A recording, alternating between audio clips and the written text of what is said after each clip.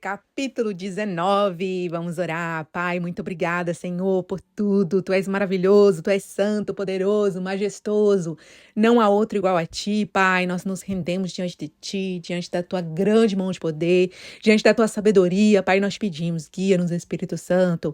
Enche-nos, transborda em nós. Faça a Tua vontade, cumpre a Tua vontade, Senhor. Que o Teu propósito nas nossas vidas venha se cumprir.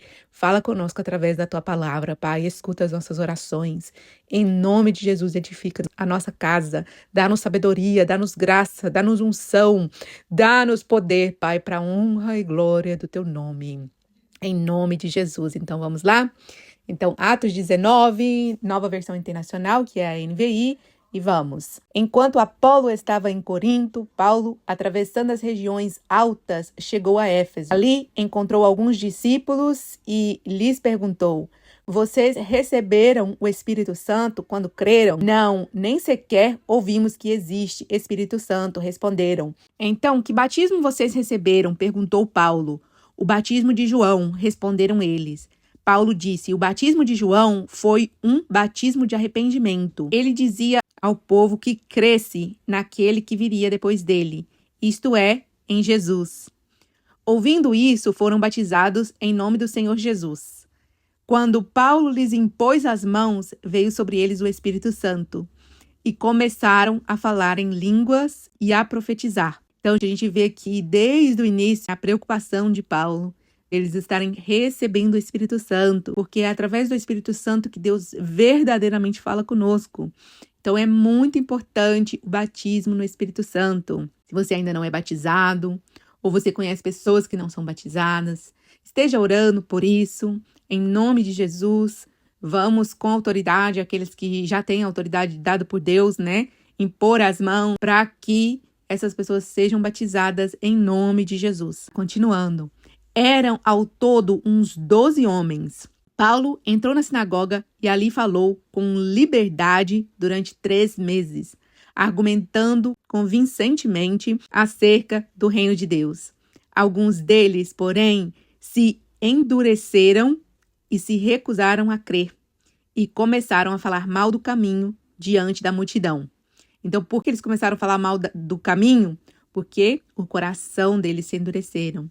E eles recusaram a crer. Então, eles não se deram permissão de crer. Não porque Deus não queria que eles não crescem, mas Deus queria que eles crescem. E por isso enviou Paulo ali. E Paulo estava pregando por 3 meses. Quem quis, recebeu. Quem não quis, fechou o coração e fez isso. E coisa horrível é se colocar contra Deus. Então, não foi Deus que abandonou eles. Foram eles que abandonaram Deus. Paulo, então, afastou-se deles.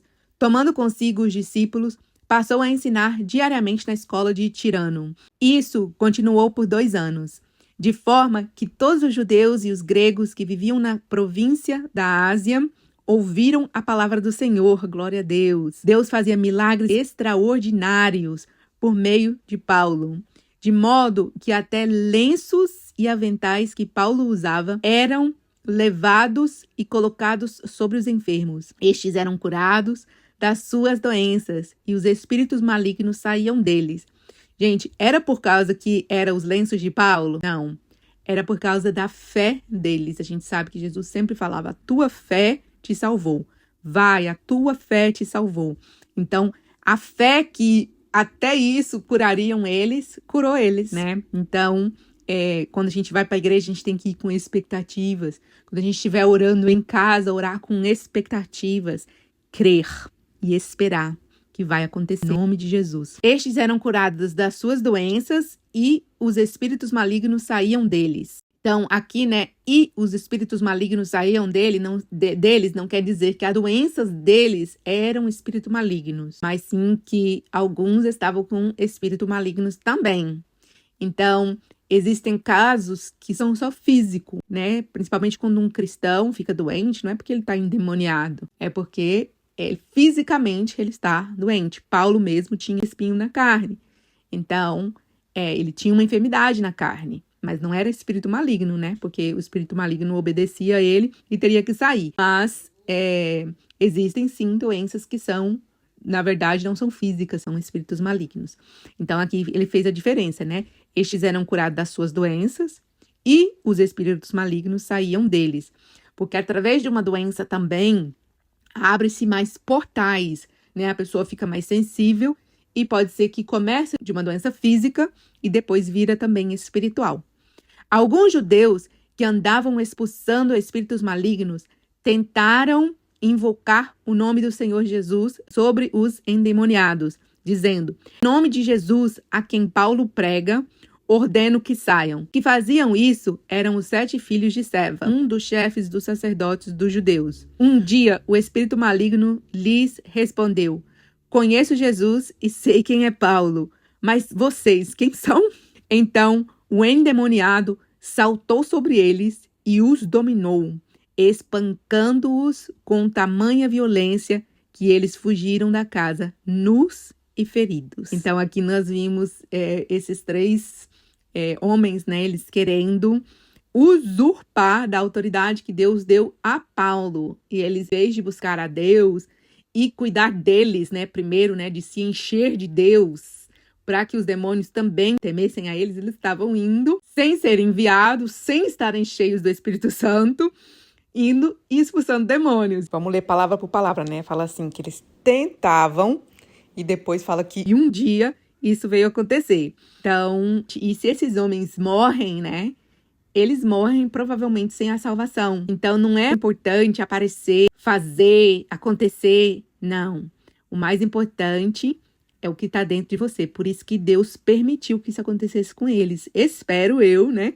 Que depois deles terem apanhado aqui, eles tenham aprendido a lição e foram se encher, né? Porque o demônio ainda perguntou: conheço Jesus, conheço Paulo, mas vocês, quem são? Né? Então, espero que eles tenham ido e adquirido, né, essa identidade de Deus para poder ter autoridade por si próprio, em nome de Jesus, né? Continuando. Quando isso se tornou conhecido dos judeus, os gregos que viviam em Éfeso, todos eles foram tomados de temor, e o nome do Senhor Jesus era engrandecido. Aleluia! Então, a gente vê que Deus vai dando permissão de algumas coisas acontecer, para que o nome dele seja engrandecido e mais vidas se convertam. Muitos dos que creram vinham, confessavam e declaravam abertamente as suas más obras. Então aqui começou a desencadear perdão, e alguns desapegos, né? Deus foi trazendo à luz o que estava na escuridão. Então foi necessário isso acontecer. Grande número dos que tinham praticado o ocultismo reuniu os seus livros e os queimou publicamente. Aleluia! Isso vai acontecer no nosso tempo.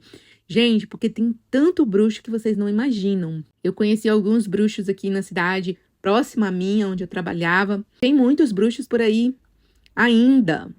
Então, as pessoas, elas têm sede de Deus e elas vão procurar em lugares que Deus não está. Né? Aí no Brasil a gente vê muito candomblé, é muito vivo ainda.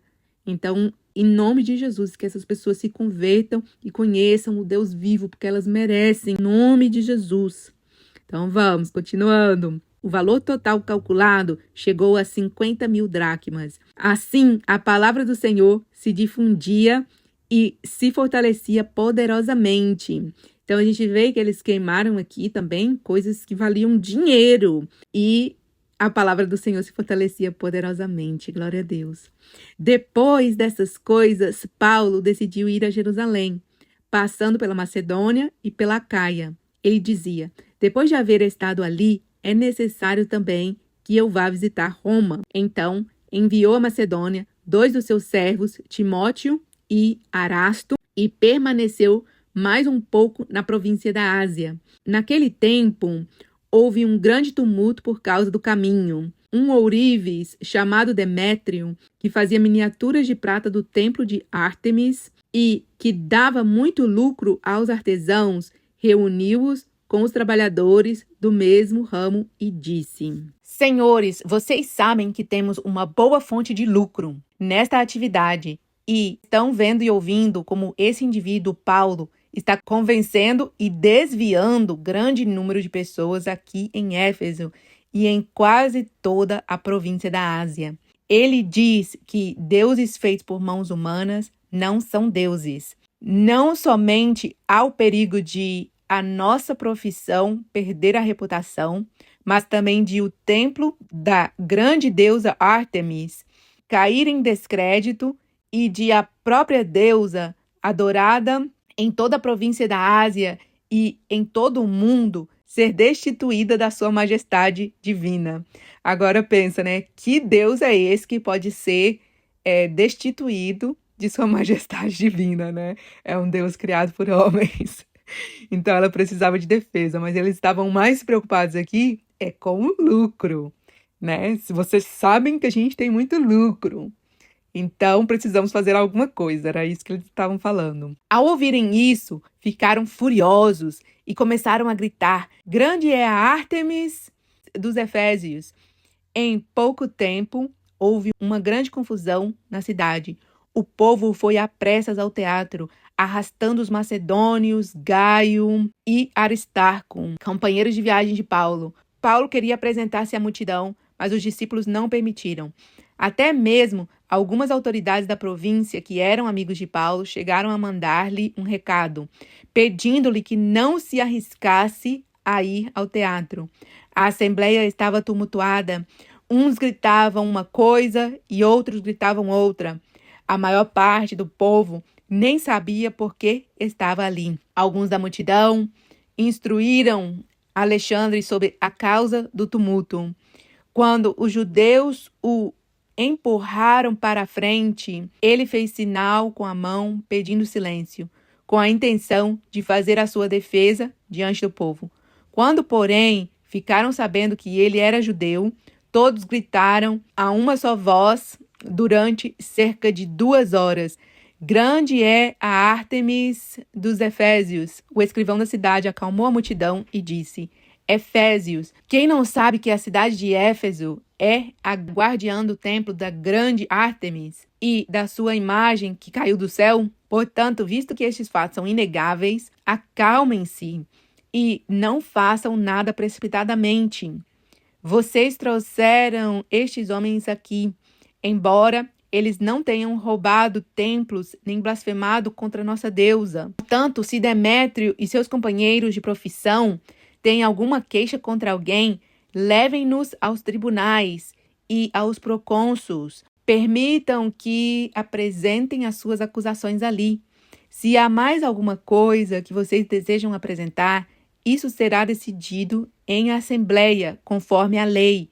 Do jeito que as coisas vão, corremos o perigo de ser acusados de perturbar a ordem pública por causa dos acontecimentos de hoje. Nesse caso, não seríamos capazes de justificar esta confusão, visto que não há razão para tal. Tendo dito isso, encerrou a assembleia. Aleluia. Uma pessoa sábia, né? Veio e falou, porque Demétrio estava apenas preocupado com os lucros, né? E claro, com a cultura deles, né? Que era de adorar essas imagens, porque também era lucrativo para ele. Paulo realmente nem estava falando contra aquela imagem especificamente, né? Mas estava falando a palavra de Deus o tempo todo e pregando Jesus vivo, Deus que faz maravilhas e sinais. Eles, na verdade, deviam ficar felizes, né? Que pessoas da cidade deles estavam sendo curadas, estavam sendo libertas, mas a inveja, novamente, é grande, a preocupação de perder os lucros, como se eles perdessem essa profissão, eles não pudessem criar outra, né? Se ele podia esculpir, né? Ele podia esculpir qualquer coisa, ele podia começar a esculpir árvores, fazer quadros, fazer outras coisas, mas infelizmente nós também temos essa tendência de achar assim que se uma coisa na nossa vida acabar, pronto, acabou tudo, aí a gente não vê a esperança lá na frente. Então, sempre vamos ter os nossos olhos abertos, porque uma porta que se fecha, Deus abre outra. Então, essa porta para ele ia se fechar, mas com certeza Deus abriria outra melhor, que não seria enganando o povo, que não seria nem cegueira, né? Mas aí ele fechou o coração dele, porque ele pensou somente no financeiro e não pensou que o financeiro poderia ser resolvido facilmente de outra forma, né? Então, vamos orar. Pai, muito obrigada pela tua palavra, que é santa, poderosa, edificante. Edifica as nossas vidas, Pai. Que nós nunca viemos ficar preocupados com lucros, Pai, mas que nós possamos ficar preocupados em trazer o teu reino, que o teu reino venha e que a tua vontade seja feita aqui na terra. Em nome de Jesus, que vidas sejam curadas, transformadas. Pai, que o Senhor possa nos abençoar, abençoa nossas igrejas. Deus, em nome de Jesus. Em nome de Jesus, nós possamos desfrutar também do Senhor, o Deus provedor. Tu és Jeová Jiré, o Deus que provê. Provê, Senhor, para que a gente possa ter tudo em abundância. Em nome de Jesus. E que da onde a gente nem plantar, Pai, a gente colha frutos também. Em nome de Jesus, porque o Senhor fala na tua palavra que o Senhor tira dos ímpios para dar para os justos e que nós possamos desfrutar dessa promessa em nome de Jesus. Amém. Voltamos com Atos 20, vai ser o nosso último capítulo de estudo. Então, depois, aqui comigo, né, gente? Mas vocês continuem estudando com o Espírito Santo, porque ele está com vocês e chega até o final do livro, que é maravilhoso e edificante. Em nome de Jesus. Leia 1, 2, 3, quantos capítulos você quiser, mas leia intencionalmente. E se você quiser, leia só metade. Tá tudo bem, desde quando você deixa Deus falar com você. Cada parte Deus vai falando com você, em nome de Jesus. Deus abençoe sempre e em tudo que você fizer. Beijos.